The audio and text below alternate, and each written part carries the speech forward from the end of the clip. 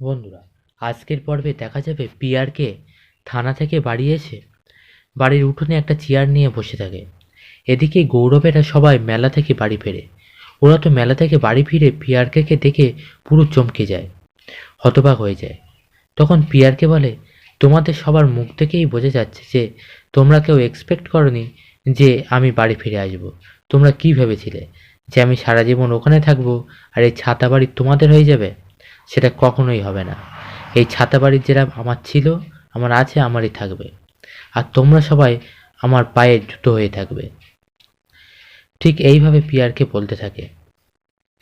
এমন সময় রিপোর্টাররা চলে আসে আর পিয়ারকে বলে, মিস্টার পিয়ারকে, শেষমেশ আপনাকে তাহলে এক রাত লকআপে থাকতেই হলো।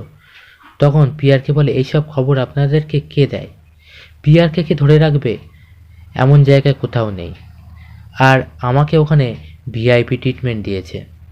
আমি যে রেস্টুরেন্ট থেকে খাবার পছন্দ করি সেখান থেকে আমার জন্য খাবার এসেছে।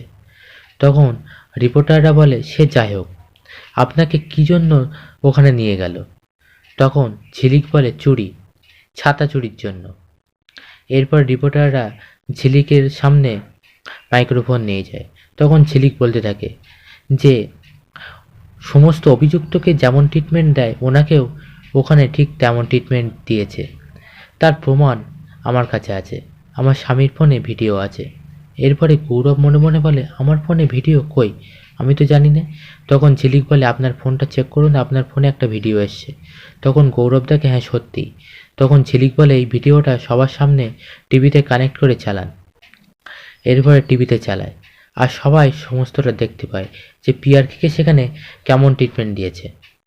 পিয়ারকের জন্য আসে রুটি, আলু ভাজা। তাছাড়া সমস্ত কয়েদিরা পিয়ারকের সঙ্গে খারাপ ব্যবহার করে, সমস্তটাই ভিডিওয়ে আসে। আর যেগুলো দেখে সবাই হাসাহাসি করতে থাকে পিয়ারকে নিয়ে।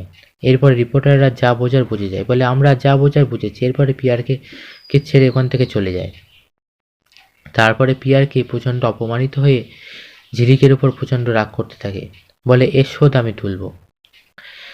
তুই এই বাবা ছেলে সম্পর্কটা খারাপ করেছিস, আর তুই তোর হাতের তাস ফেলেছিস, এবারে আমার টান।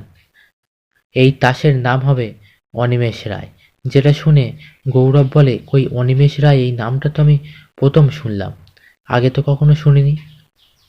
বন্ধুরা, পরবর্তী পর্বটি দেখতে আমাদের চ্যানেলটিকে অবশ্যই ফলো করুন।